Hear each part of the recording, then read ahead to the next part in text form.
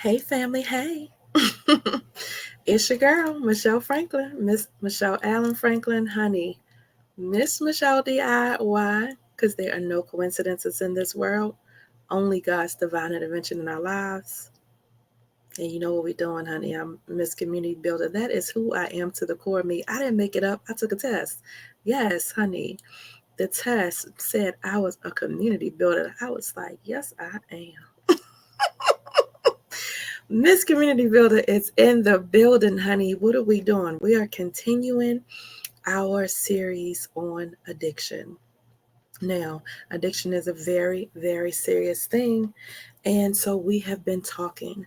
And that is what your girl does. I bring you the uncomfortable, necessary elephant in the room conversations that you need to have with yourself. Yeah. You don't need anybody to tell you you're addicted to anything. No, you don't. No, you don't. You can feel it in your spirit, right? You know that you're not behaving. You know that you're not responding. You know when you do respond and it's out of character, it's not how you're used to responding. It's not who you are to the core of you. You feel when you know when you're different. You know yourself, right? Whether you acknowledge that thing or not, you know better. That's what mom and them used to say. You know better. That's what big mom. You know better. I know I taught you better than this. Right? So we're talking today. We have covered what? The different types of addiction. That was day one. We talked about how addiction affects the body.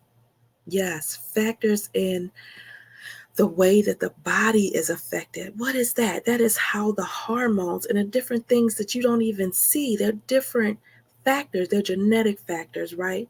That they're predisposed factors, they're environmental factors, things that are involved that affect our minds that make us more susceptible to addiction. Did you know that? Go back and watch the video. Don't skip ahead. Start at the front. The first one gives you 14 different types of addiction. And then come to the second one is your mind. How is my mind affected? Yes, your body. How is it affecting your body? I know you're thinking about like the crack era and all you see is just everybody getting skinny, but it's way more than that. Effects of the body. Today we're talking about the spirit. What role is addiction playing in my spirit? Yeah, let's get on into it. Look, in my tad voice, let's get into it. Okay, so the mind and the body and the spirit, your emotions is next. We'll cover that after this one. But it's all a complex situation. This is not a one size fits all type of thing, right? So understand when you're watching the videos. Michelle, I don't really know. I don't watch things to respond, right? You listen to respond. Are you that type of person where they ain't got nothing to do with me. It ain't bother me. I always say if the Lord is bringing you to something, it's generally for you. It might be for somebody that you love, but 9 times out of 10, it's for both of y'all. Yeah, yeah. If you would have asked me, if I had an issue or a problem with self-love, if I had an issue or a problem with depression, if I had an issue, I would have, no, I'm good. What you mean? I'm happy. Smiling. I'm happy. I'm fine. I'm good. The biggest lie ever told. I'm good. And so understanding when things are not right in your spirit,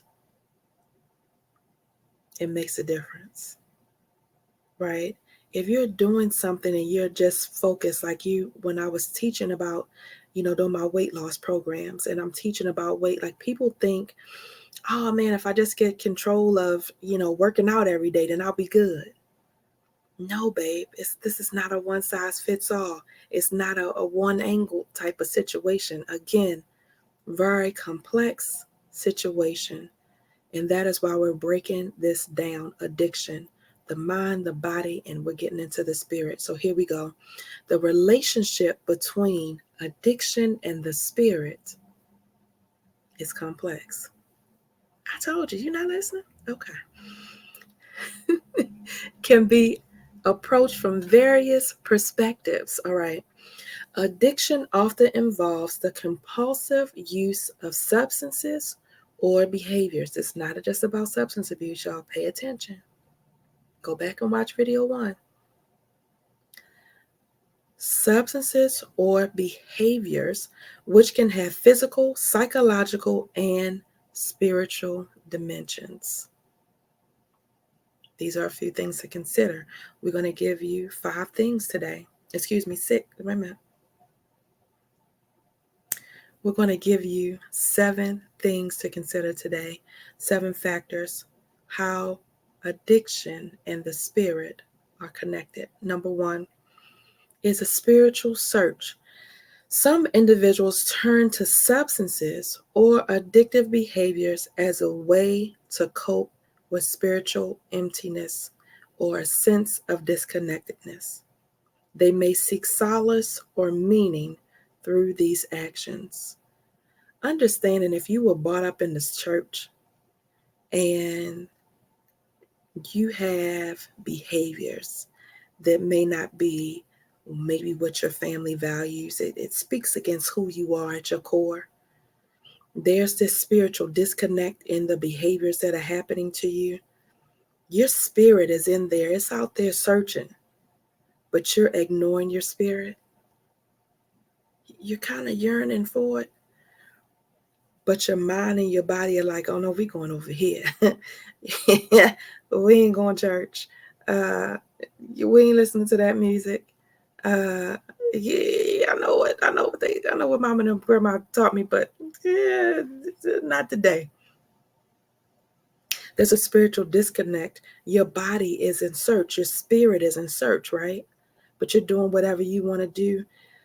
It can cause and lead you. That's what this is saying. It can cause and lead you to, I'm going to drink more because I'm just really trying to ignore that over there. I'm really trying to ignore that spiritual side.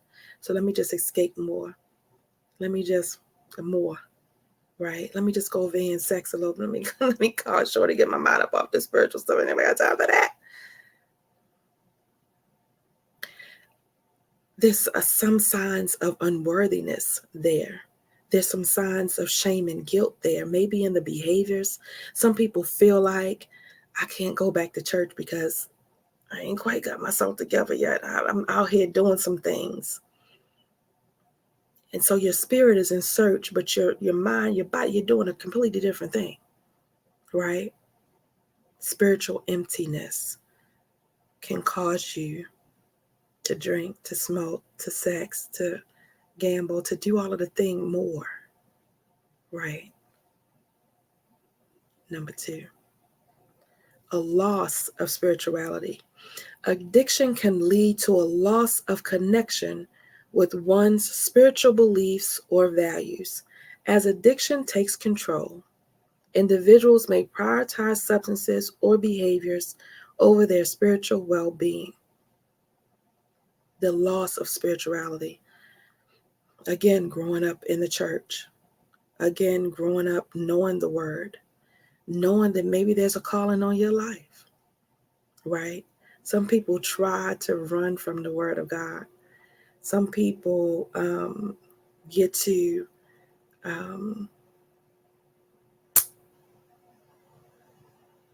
a place where they're angry with church. There's a lot of church hurt out there, right? And so there's a loss of spirituality.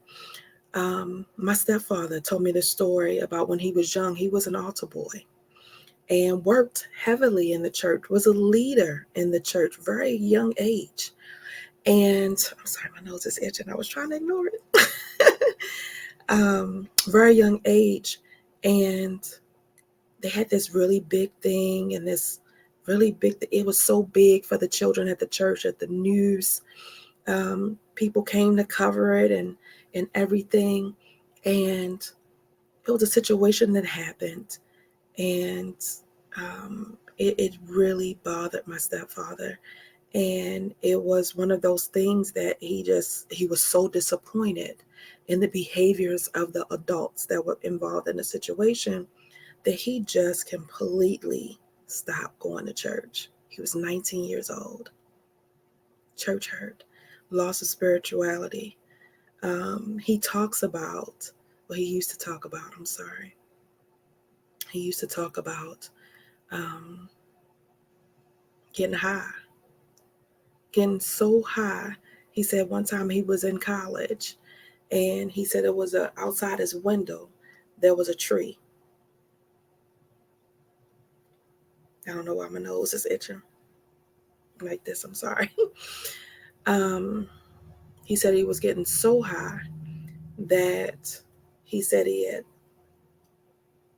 I guess, snorted some stuff. Maybe that's why my nose was itching. There might be his spirit, like I was snorting. I don't know. Nevertheless, he said he was on some stuff, and he said he looked out the window, and he said something told him to go out there and climb the tree. And he said he found himself going to the window, and he was reaching out to touch the tree, and something happened, and he came back to himself. My stepfather said he was, I don't even remember how high up, but so many floors up, like 5, 6 stories up in the dorm room. And the tree was not right outside the window, it was across the way. And so he was very highly addicted at that point, but he said that day it scared him so he almost killed himself. And because he would have fell out of that window, right, to his death, because he said it was just stone at the bottom, just, the sidewalk. And that day and that experience, he said when he came down off of that high, he made a conscious decision that he would, you know, try to get, not touch that stuff particularly anymore. And so, but the loss of spirituality, I feel like was one of the things, that led him to using. That church hurt is real. And so, dealing with, again, because we're talking about discovering why are you doing it? How did it start? Dealing with the things and the issues that have bothered us from our past that may have been painful, that may have been hurtful, that may have led us or made it easier. It's almost like that gateway. It opened the door, right, to coping, with painful situations. Number 3, recovery of spirituality. Many addiction recovery programs, such as Alcohol Anonymous, AA, Narcotics Anonymous, emphasize the importance of spirituality in the recovery process. They encourage individuals to connect with a higher power as a source of strength and support. Recovery and spirituality, I think, is one of the things that are sometimes, I'm going to say this, but I'll explain it. But sometimes overused for Christians, right? Some people think, what's wrong with you? You can't get over that? Just pray about it. It'll be fine. What? You don't believe in God? What you mean? You can't just get over that? You are, but you don't believe God can work it out? You must not be a real Christian, right? Is that what we do? We're so judgmental. Christians are so judgmental, right? We're so judgmental. But this says recovery and spirituality. There's a difference between having a relationship with God and going to church, right? So when it says recovery and spirituality, it is, I think of my favorite song. my soul anchored. That means I may have strayed from the church, but everything that grandmama taught me, everything big mama taught me, everything that granddad taught me, everything that papa taught me, everything that I saw them do I watched as a young child, everything that mama did when things got rough and she started praying, that's in me. Those memories are there. I know that God can make a way out of no way. I know that I've seen it. He ain't do it for me yet. And maybe he has, but you just hadn't processed it that way because you were too busy looking at all the negative instead of the positive things, right? So if you've grown, 9 times out of 10, he's been there. Not 9 times out of 10, 10 times out of 10. He's been there, but you didn't give him credit, right? Because the church hurt, because of whatever, because you're doing whatever you want to do. You didn't want to see it, but God is always there. He's in us. Your soul, your spirit, God is within, right? God is within each and every one of us. That light, even in the midst of darkness, even in the shame and the guilt and the grief and the sorrow and the unforgiveness of yourself and all of the stuff, and whatever it is you holding yourself hostage to, whatever it is that you feel unworthy of. There's some people out there that feel unworthy of God. I've been making so many wrong decisions. There's no way. The spirituality and the relationships tells me Jesus came because he knew I wasn't going to be perfect. God sent his son because he knew that we were going to mess up.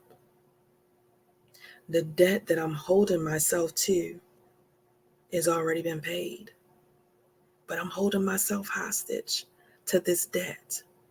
Spirituality is understanding and realizing, wait a minute, I made some wrong decisions and he loves me anyway? Wait a minute. I tried and I tried and I tried and I tried and I failed. And he loves me anyway?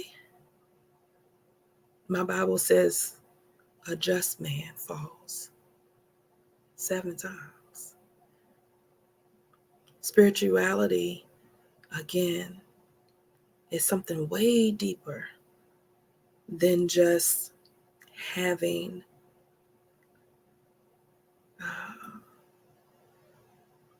the need to go to church on Sunday morning. It's way deeper than singing a song. It's way deeper than you being on the usher board. It's way deeper than you being in the choir, right? I know people, you can go to church every Sunday and you just doing it out of routine. But spirituality, connecting, it's a source of strength. It's hope, right? It's hope when you don't have hope. It's hope in the midst of darkness. It's faith. Faith is the substance of things hoped for, the evidence of things not seen. God, I don't know how you're going to get me out of this situation. I've been to the bottom, Lord, and I'm tired. I'm tired. I'm tired of being this way. And in 2019, when I thought, in October, November, whenever I was sick, when I thought I was going to pass away, I was in that bathroom talking to God, Lord, I'm sorry. Spirituality is being able to humble your spirit. Lord, I'm sorry. I'm sorry. Help me. He's waiting for you. Take your hand. He's waiting for you. Understanding and knowing that, giving it a chance. Michelle, I ain't never Talk to God before. He won't talk to nobody like me. I need them people that speaking. I can't speak in tongues. I can't do that type of stuff. I can't. That's not me. I ain't never been that person, baby. Just the way I'm talking to you right now. Them good Christian folk. Them good holier than thou's. They have you believing you gotta do it this way. You gotta get on your knees in order to pray to God. Guess what? I pray to God talking and sitting just like this in this chair. I pray to God, talk to God riding in my car. I pray to God when I'm in the shower. I talk to God when I'm in the kitchen. I talk to God when I'm sitting on the toilet every day. Lord, thank you. Right? And so there's some things that you're telling yourself. Again, recovery and spirituality, recovery and spirituality are what you need. Just having a relationship,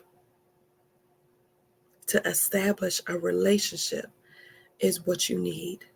It gives you strength. It is a source of strength and its support, because there are going to be some times, and I don't know what you might have been doing, but you may have alienated everybody. So ain't nobody there but you and God. Don't nobody trust you. Nobody believes you. I've changed. And you trying to prove it. Don't nobody believe you. God sees your heart, right? God knows and he sees your heart. So why are you out there trying to prove to everybody? Spirituality, you get to, it don't matter who believes me. It doesn't matter who's here. It doesn't matter who knows. God knows. That's a relationship, right? Number 3, recovery and spirituality. Number 4 is mind, body, and a spiritual connection. Holistic approaches to addiction treatment recognizes the interconnectedness of the mind, body, spirit, and I'm going to add emotions. Healing the spirit can be a vital component of overall recovery. I'm going to say it's a necessary component. What I know for sure, and again, if you tried this in the past and you've only done one aspect, that is why, my friend, you have not been successful. Your mind, your body, your spirit, and your emotions are all connected. If one is out of whack, if you address one, guess what? It's not going to work. I'm going to give you an instance with food addiction. Why do I can lose weight, I can lose it, but then when I get back and I gain 20, 30, 40 pounds. Why? There's one of the 4 that you haven't dealt with. If you go back and look at pictures of me, and I'll put one up, I did the mind work, I did the body work, I did the spirit work. The emotions were still there because I hadn't dealt with the emotions, right? That show up in the form of demonic entities: fear, jealousy, guilt, shame, anger, emotions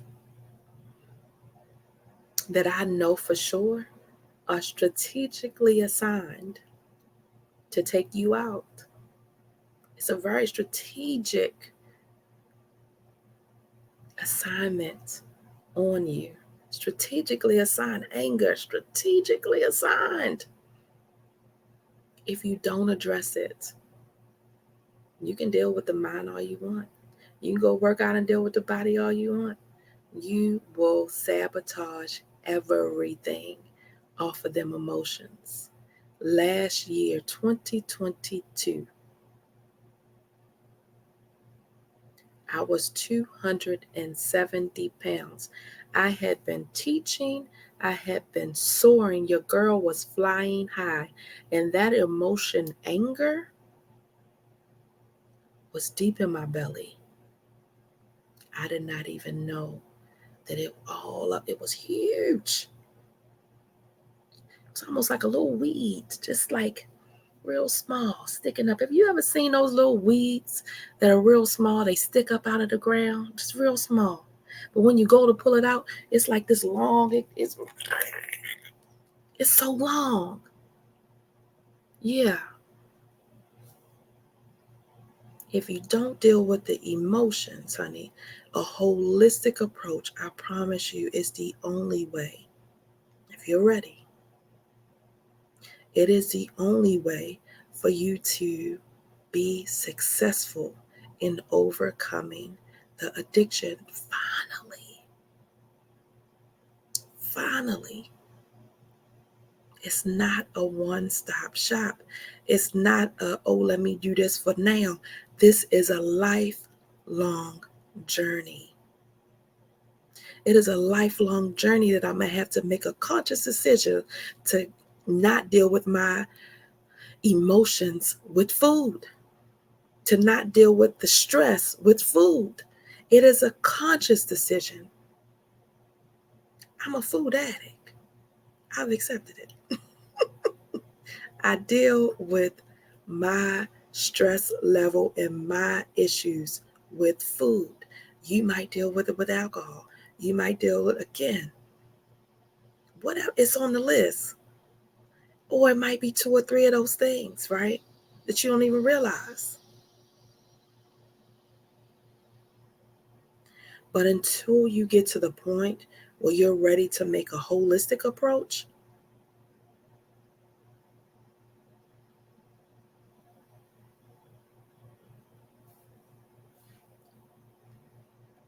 I can't dress this up for you. I wish I could say, oh, some people. Nope. Nope. Again, if one thing is out of center, it all is out of center. It all is out of center. One affects the other. They are all intertwined. You can't half-ass and do 1 or 2. You gotta address all 4. So number 4, the mind, body, spirit, and I'm adding emotions because I know it for sure. Connection. A holistic approach is what you need to be successful. Number 5, mindfulness and meditation.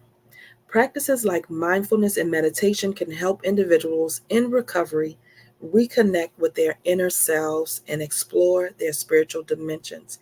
These practices can promote self-awareness and reduce cravings.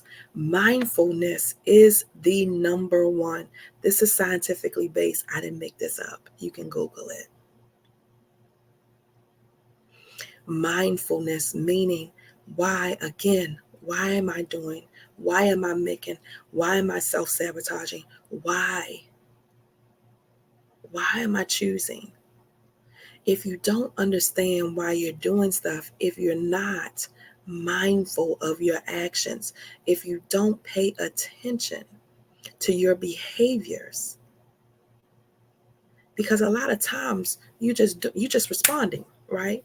You're responding the way that you've always responded. So you can't see it. But once you start educating yourself, once you start knowing, then you can recognize. I've had people in my program that have been manipulative, right? And I said, hey, when you say this, when you respond this way, that's a manipulative response. That's a manipulative. Oh, I didn't even know. I've always been doing that. You know what we did? We went in the program. We went back. 7 years old is when they started this practice of manipulation. I had no idea, right? You're responding. Why am I smoking away? I started when I was 14 years old because so-and-so happened and I started smoking. And so now when I'm in a stressful situation, I remember 14, it worked. I got that first smoke, right? Being mindful of your behaviors. How did you start? Why did you start? When did you start? Oh, okay, wait a minute. Hang on, Michelle said, okay. Michelle D.I. said, when this happens, okay, I understand now that I respond this way. When I'm angry about something, okay, I start cussing and fussing. When I'm having some anxiety, when I'm having anxiety, I'm very snappy. When I'm worried about something, I'm very short. I'm very snappy, right? My tolerance is a little bit shorter. So when I understand that about myself, wait a minute, I'm cussing and fussing. This ain't got nothing to do with this person. Let me go and apologize, or let me respond differently, or let me take a breath, right? Because initially it works in different levels, right? Initially, you're going to recognize it and you may not be able to control it, but then you're going to become more and more aware because you're consciously thinking about, okay, how am I responding? How do I respond under stress? What do I do? I don't want to respond like that anymore. It's a conscious decision. It's a very intentional, conscious decision to be mindful of your behaviors.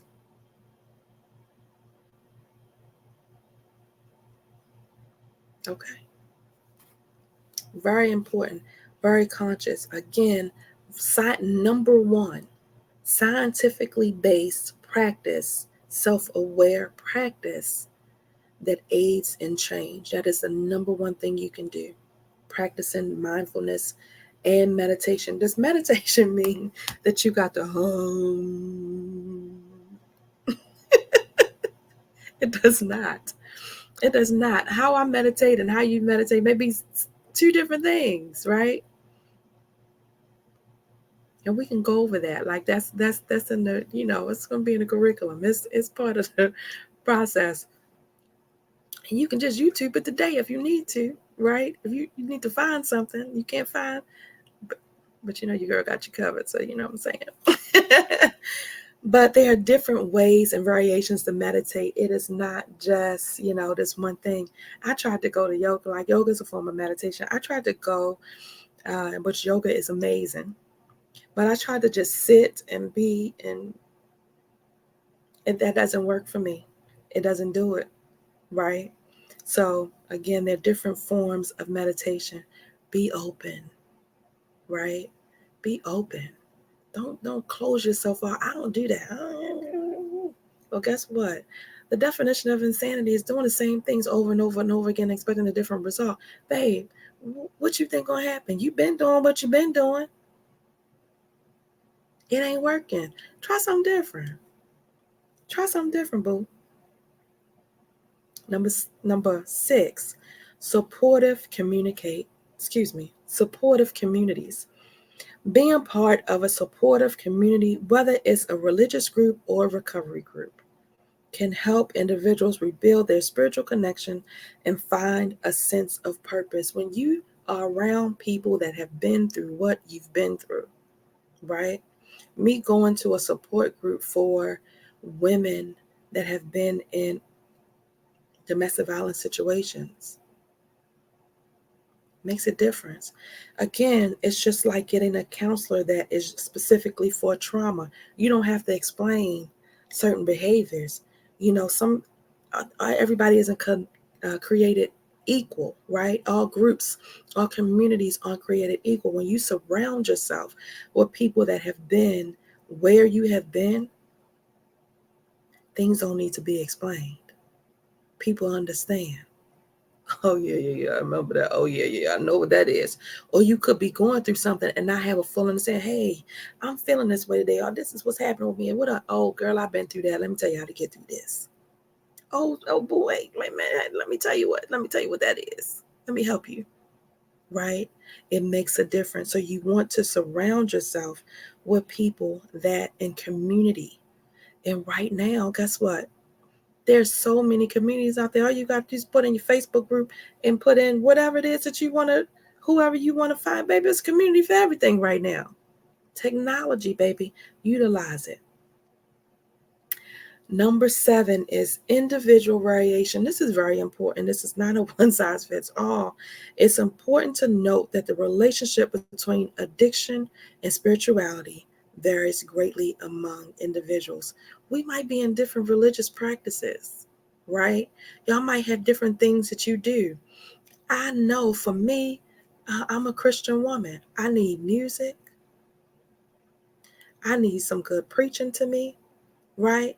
I need I need a good story. You know what I mean? I'm visual. I like to see it. I want somebody that can relate and been through what I've been through, right? And I can see myself on the other side. I need to be able to yell out, Lord, thank you in church. It's some people that like, oh my God, they talking so loud. Why are they so loud? Why are they screaming? Why are they running? Why are they shouting? Baby, I might just want to run around. I'm so happy. God has delivered me. I want to be able to, yes, thank you, Lord. The pastor's preaching. Oh my God, the pastor's preaching. Why is she talking? I'm talking while the pastor's preaching. Yes, yes. Thank you, Lord. Right? Some people might be offended. It's an individual relationship. Whatever your relationship is, it is what it is. Right? You don't have to compare or feel like you have to do what somebody else is doing. You do what works for you. You do what speaks to your spirit. Right? Because if you're being inauthentic and trying to do or be what somebody else is doing, it's not going to work. You have to feed your spirit and give your spirit what it needs and not be judgmental for others because they're not doing exactly what you do or what you want them to do. That's your spirit. My spirit may need something different, and that's okay, right? In my tab voice, that's okay. That's my business, right? So understanding that there is an intertwining of the spirit and addiction. Your spirit man is speaking to you. It's yearning for more. It's yearning for healing. It's yearning for peace. It's yearning for joy, right? God did not bring us here to suffer. He didn't. He brought us that we may have what? He brought us, yes. He brought us here so that we may have peace, honey, joy, faith, understanding, grace. Yes. And have it abundantly and more and everlasting, like everlasting peace, everlasting joy. You're not supposed to be suffering. You're not supposed to be suffering. So I pray that this speaks to your spirit, man. I pray that it speaks to your spirit, man.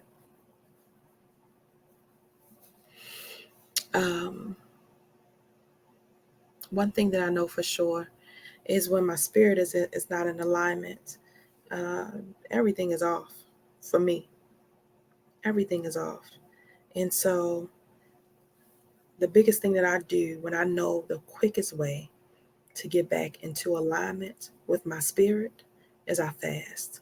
A 3-day fast is the number one thing I believe that you can do when you're trying to just get back in alignment. I have a video on fasting, and so you can watch that. It talks about the different types of fasting. But if you're doing a spiritual and you want a spiritual reconnect, a 3-day fast, they call it a dry fast, which means you don't drink or eat anything for 3 days. 3 days is eternity. That is what I believe. That is what I know for sure. That is what has worked for me. Or the non-dry fast, the 3-day non-dry fast is you're only you're still using water. So you're still brushing your teeth, you're still able to wash your face, you're still able to bathe. But other than that, you're not eating anything and you're not drinking anything. That is one thing that I know for sure has worked for me. Anytime I have started a long-term fast, that is what I have done. And that 3 days, like you really think it would be, oh my God, you eat nothing in 3 days. But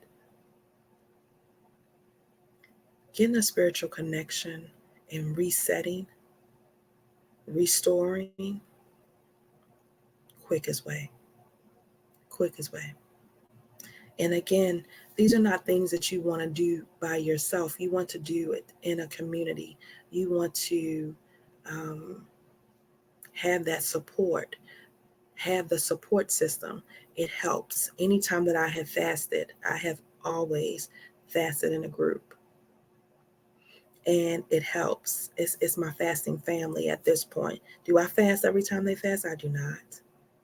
I wait for my spirit to speak to me and tell me when I need to reset. So again, I know that your spirit is speaking to you and is saying something, right? Because you feel it. You feel it.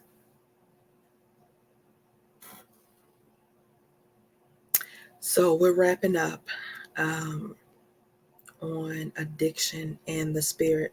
This book here is another devotional. It is Think on These Things, Wisdom for Life from Proverbs. And so let's see what it has to say for today.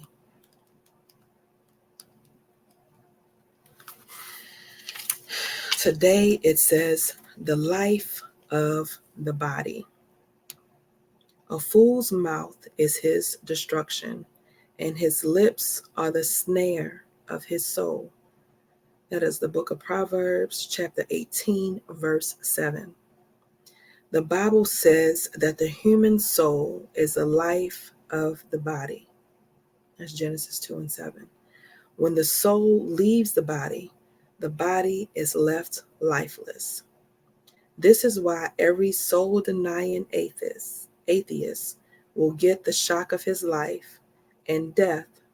When at death, his soul departs from his body and passes on into eternity.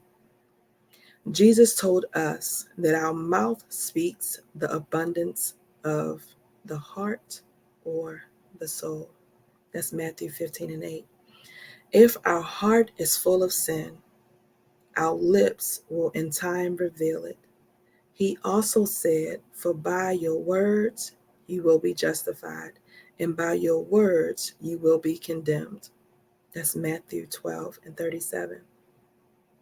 If his lips pour out filth, lies, hatred, bitterness, and blasphemy, he will have his soul snared by the devil, and the devil will take captive to further do his will. That means when your spirit ain't right, right? That's a demonic entities series. Very intentional, very intentional. Those emotions that we talked about, very intentional. The demonic spirits. Let me say that again. If his lips pour out filth, lies, hatred, bitterness, and blasphemy, he will have his soul snared by the devil, and the devil will take him captive to further do his will. So, keep your heart with all diligence, because out of it are the issues of life. So the soul search says, what steps have I taken to obey the admonition to guard my heart with all diligence?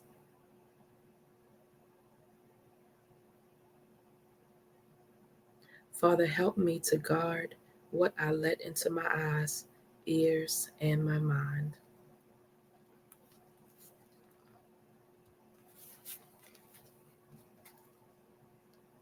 The greatest story. The words of a talebearer are as wounds, and they go down into the innermost parts of the belly. That's Proverbs 18 and 8. Most of us carry some sort of wounds. Perhaps someone had said something that was cutting and it caused us great pain. It wasn't a superficial wound that healed quickly. It went right down to the innermost parts of our very soul. It's at the foot of the cross that we let go of past pains. We give the pain, the anger, the bitterness, the unforgiveness, all of it to God, and then we forgive and forget. We leave behind all that the world laid upon us and begin doing what we've been saved to do. Seek and save those who are lost. We now become a carrier of the greatest story ever told, the gospel of everlasting life.